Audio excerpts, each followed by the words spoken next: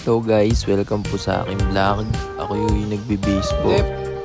Papasok niyan. Ang pasok ko po niyan is 1:30.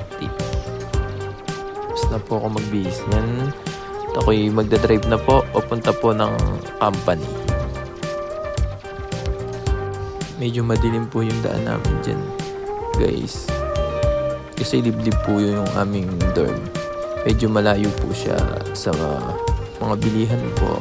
Ganun palengke, medyo malayo po yan guys. Mga 10 kilometers po ang aming dorm bago makarating ng company. Ganito po buhay OFW Kaya sa kailangan mo Taiwan. po talagang magbihis ng Pasok, maaga trabaho, tulog. para hindi ka malate sa Kain, pasok para hindi ka ulit, malate. trabaho, kain. Kasi medyo malayo po talaga ang aming company dito. Ito po ang buhay namin sa Taiwan.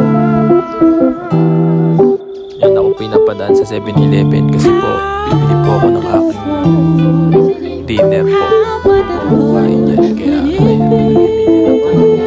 Apo kasi bibili po ako niya ng extra rice po.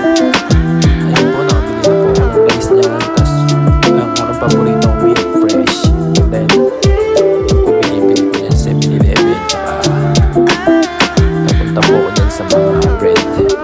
Yan, sarap po ng mga bread nila sa 7-Eleven. Mga binibenta po. Nagawa po yun ng company namin. Unipress din po yung mga yan. Unipress product din po yung mga bread na yan. Yan, yung hinahanap po ako dyan yung mas paborito ko yung cheese na may walnut. May walnut. Yan, masarap po yun sa kape. Ay, nasa company na po ako niyan guys. Kain po tayo guys.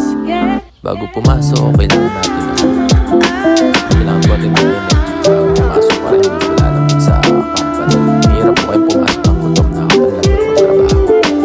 Yung pong ulit po niyan, adobo, bangus, sa pinakapaborito ang benta ko, in-order ko dito sa door, benta. Yan po, ako yung bibis na po ako yung tapos na po kumain, kaya bibisa na mapagbisa po tayo.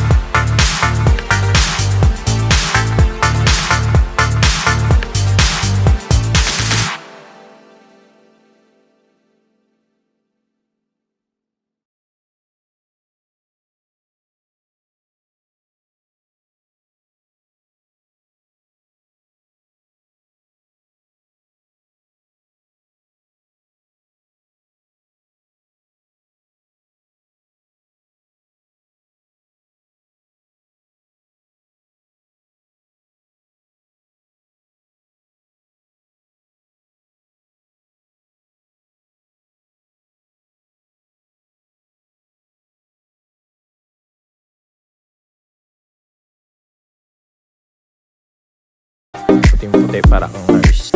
Yan, tapos na po yung trabaho. Kaya break time po muna tayo.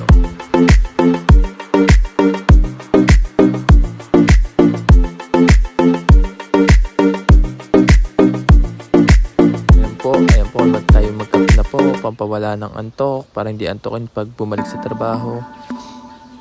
Ay ng well at ng bread. Sarap yan. Tapos lalo pag mo sa kape. Guys, tapos na po ang duty guys. Bye-bye na po. Salamat po sa panood.